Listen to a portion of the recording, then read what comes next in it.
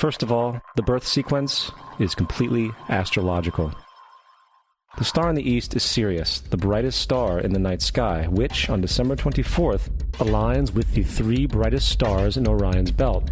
These three bright stars in Orion's belt are called today what they were called in ancient times, the Three Kings. And the Three Kings and the brightest star, Sirius, all point to the place of the sunrise on December 25th. This is why the Three Kings follow the star in the east, in order to locate the sunrise, the birth of the sun.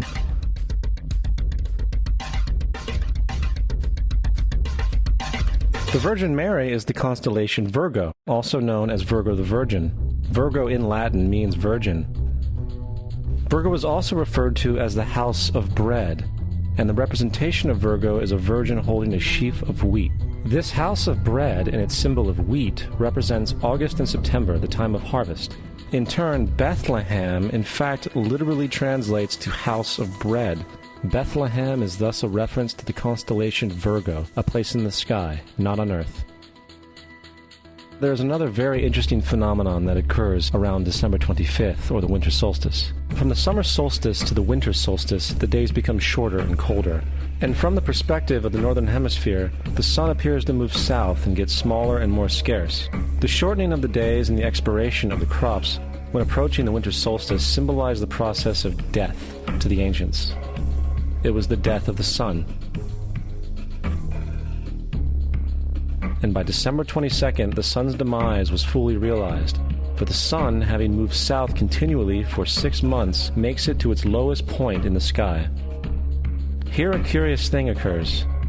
The sun stops moving south, at least perceivably, for 3 days. And during this 3-day pause, the sun resides in the vicinity of the Southern Cross, or Crux, constellation. And after this time, on December 25th, the sun moves 1 degree, this time north, foreshadowing longer days, warmth, and spring. And thus it was said, the sun died on the cross, was dead for 3 days, only to be resurrected or born again.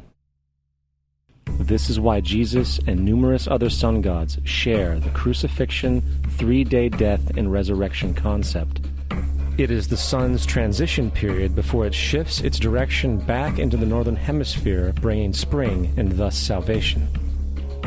However, they did not celebrate the resurrection of the sun until the spring equinox, or Easter.